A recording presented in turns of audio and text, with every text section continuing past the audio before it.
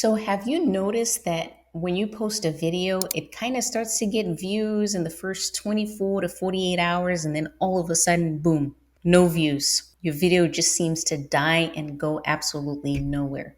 Well, you're not alone because this is very common for new creators and new channels. And in this video, I'm going to discuss why this happens and the 4 steps you need to take to ensure that your video not only continues to get views past 24 hours, 48 hours, but actually get the right kind of viewers that are interested in your channel. So be sure to stick around to the last one of these 4 steps because this is the newest one that is very relevant to 2025. This is an option that hasn't been available up until now. And this is such an exciting tool that I see so many people are not using. So be sure to stay tuned. Hello, star creators. Welcome back to the channel. If you are new to the channel, my name is Tate and I help purpose-driven creators grow and monetize their YouTube channel. And not only monetize your YouTube channel through the YouTube Partnership Program, which is a very central part of this channel, but also how to build a business around your YouTube channel in order to create wealth. So if that sounds like you, go ahead and hit subscribe and let's get right into this video. Now, there are 2 reasons why new channel views usually die down after 24 to 48 hours. Is going to be either one or both of these reasons. The number one reason, and it's not in any particular order, but the main thing is that, especially for new channels, the YouTube algorithm doesn't yet know who your audience is. So what happens is that whenever you post a video, what happens is that YouTube shows your video to a small sample of people. And based on the way those people react to your video, YouTube then shows it to other people.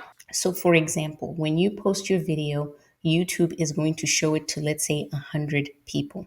And out of those 100 people, algorithm is going to try and figure out how many people saw your thumbnail, saw your video, and clicked on it.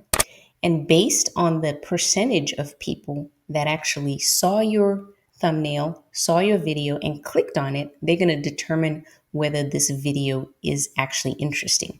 The other thing they're going to look at is how long people actually stayed to watch your video. So that is number one is click-through rate, which is the rate at which people are clicking on your video when they see it. And the other one is the retention rate, which is the rate at which people are actually continuing to watch your videos. When those 2 numbers are good, YouTube is then going to start showing your video to more and more and more people. And based on how those new people react to your video, they're going to continue to show it to other people. So what does YouTube actually consider a good click-through rate and a good retention rate? So generally speaking, they say anywhere between 2 to 10% click-through rate is good. So that means that out of those 100 people that YouTube showed your video to, between 2 and 10 people actually clicked on your video after seeing it.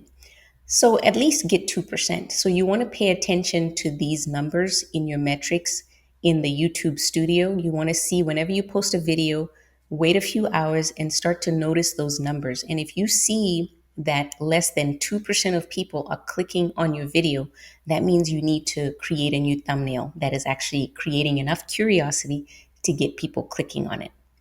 The other thing is retention. Retention rates are usually all over the place, but they say about 30% or more retention rate is actually really good because, believe it or not, most people don't watch videos to the end.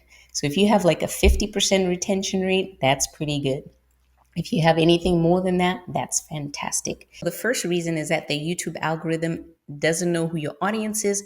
So they're showing your content to people that don't really have an interest in your topic. So when they see your thumbnail, they don't click on it. Or when they do click on it, they watch it for 5 seconds and they click right off.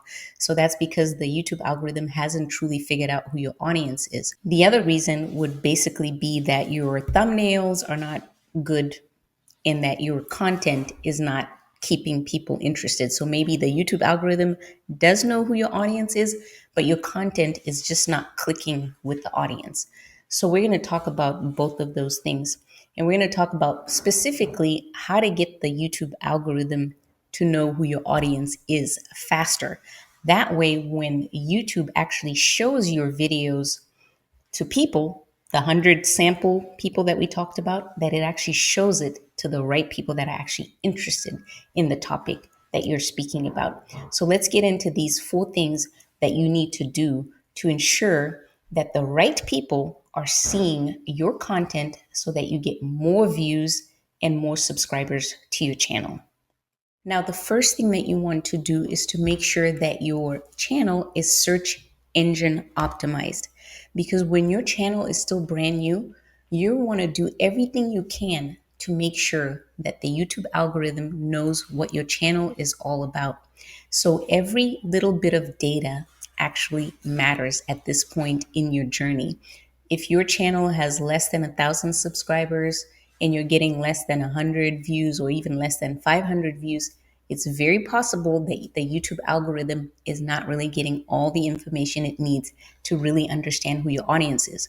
The other thing is that maybe you are posting very random content, so you definitely don't want to do that. You want to make sure that you stick to a niche, at least in the beginning phase of your channel. And then once your channel gets bigger, you can kind of broaden your niche. But the more niche specific you are, the faster you're going to grow, because the YouTube algorithm is going to continue to show you content to this specific niche. And every time they show a video, they're going to use the same kind of people that watched your last video to show those people your new video.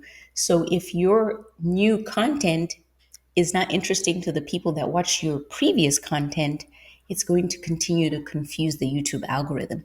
So you want to keep that consistent. So the YouTube algorithm actually uses what is called metadata. So that is different data points that are within your channel to really try and understand what your video is about, what your channel is about. Now, one of the first things that a lot of people are missing on their YouTube channels is their channel tags.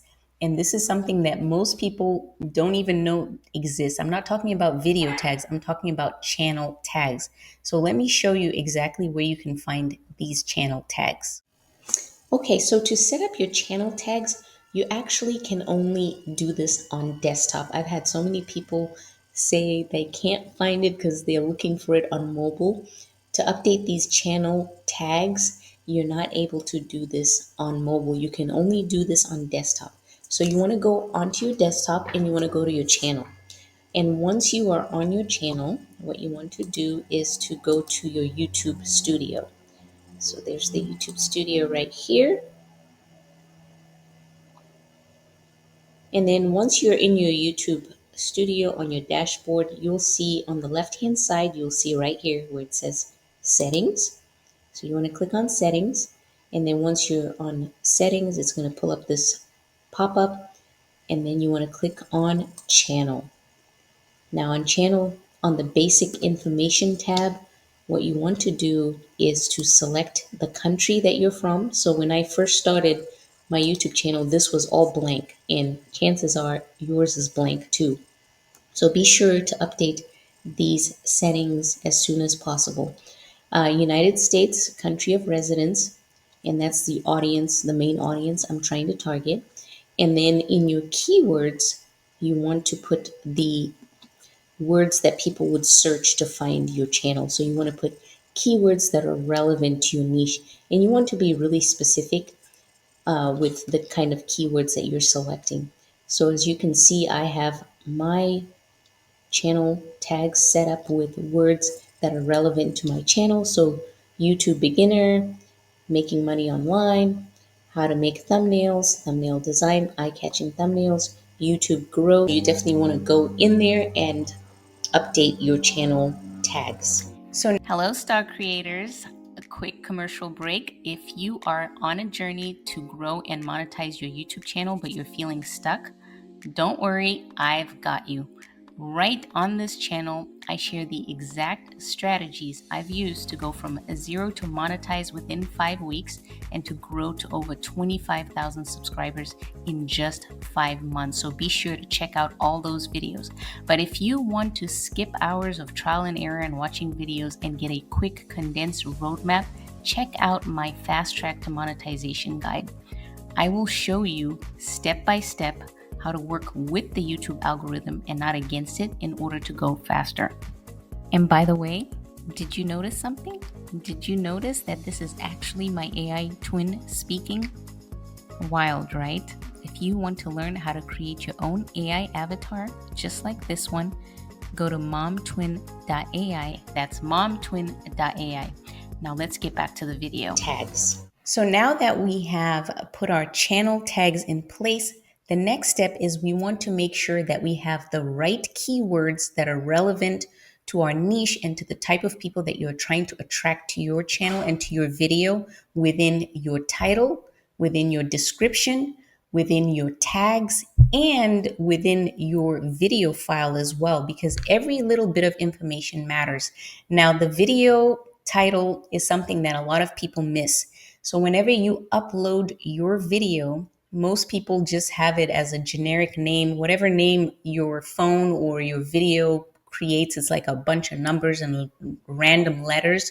What you want to do is you want to rename the file of your video before you upload it. So you actually want to rename the file of your video to match the keywords of whatever is in your title of your video, because that's going to give the YouTube algorithm that extra bit of metadata to know what your video is about and who the right people to show it to. So in 2025, YouTube is actually also looking at the keywords in your thumbnail and also in the words that you're speaking inside your video, because the YouTube algorithm now transcribes your video to know what is in it. So if those first few words that you're speaking have good keywords, as long as it's relevant and it doesn't sound like you're just trying to stuff keywords into your thumbnail and into the beginning of your video, you definitely want to make it obviously not just for the algorithm, but for the audience as well.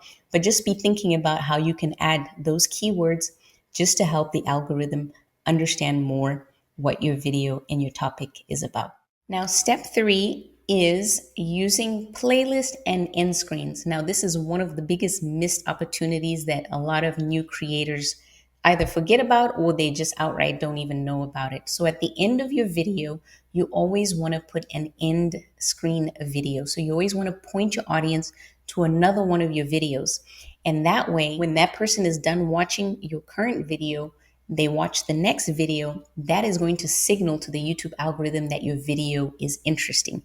And those are some of the markers that the algorithm is looking at in order to show your content to other people. So be sure to take advantage of that. It's very simple. When you're uploading your video, YouTube is going to give you an option to select an end screen. On your end screens, you definitely want to select a video that seems like the logical next video that your audience would want to watch after watching the video that they're currently watching. Now, the other thing is putting your videos in a playlist. Now, putting your video in a playlist is another opportunity for you to put keywords into your videos so that YouTube knows what your channel is about. Because when you create a playlist, you can actually put keywords into what the playlist is about. You can also name the playlist using keywords that people are searching to find your content as well. So be sure to use the playlist. It also helps with getting people to watch more of your content, so they're not just watching one video, they're watching several videos. Because once you get somebody to watch your video, you got to maximize on that one viewer. You know, don't get them to just watch one video. Instead of just getting 10 minutes out of them, get 30 minutes out of them by getting them to watch your other content. And playlists is the way to do that. Now, that last step is that one I said earlier is the one that you want to wait for. And this last one is, drum roll, please. Yes, shorts. Using shorts. Now, shorts are still kind of new in this sense that I'm going to be explaining to you. There's this big debate that's going on whether shorts are good for your channel if you are a long form content creator or if they're not good for your channel. Now, you know, there's a lot of back and forth going on about that, but I use shorts and they've actually been very helpful to my videos. And this is something that I would use if your video has died down and it is no longer getting any views. Maybe it's been 24 hours, 48 hours, or even an old video that hasn't had any life for a long time. You can actually create a short that points to this old video to revive it. because the YouTube Shorts added this little area where you can actually link your long form video and connect it to your short. So this is something that is actually fairly new. I think it's probably like a year and a half old, where you can actually link directly inside your short, where people can click on it and go directly into your long form content. You can post a short, and as you know, YouTube is going heavy on shorts. They're promoting shorts like crazy, and shorts automatically usually get more views. So if you can create a short telling people about something that they're interested in and how they can actually watch a longer video where you go deeper into whatever they're looking for, then you can actually get people to start watching some of your older videos or some of your videos that are supposedly dead. So use shorts as your engine of discovery. Use shorts as your commercial, your short commercial for your longer form content. So you can give a little bit of value in your shorts and then have them curious enough to want to watch your longer form videos. And then you can point to the link and tell them to click right to the long form video. And that's how you can get more views on your long form content. So now with those 4 steps, you should be good with the YouTube algorithm, getting it trained to know what your videos are all about. Now, if you want to make sure that you are uploading your video correctly, there are 8 things that you need to do to make sure that you're uploading your video the correct way. And I have a video that I'm going to put right here. I'm going to put it at the end screens. I'm also going to link it in the description. Be sure to watch that video next. And like my AI twin told you about my YouTube fast track to monetization guide, if you would like to grab that, I'm going to put a link in the description. This will help you with all the strategies that I use to go from 0 to monetize within 5 weeks. I literally spent hours binge watching content on YouTube growth, and you can save yourselves hours on trying to figure it out on your own. This is like a 30-minute read that will get you all the information you need to go from 0 to monetize in a short time. So be sure to grab that. So thank you so much for watching, and I will see you in the next video.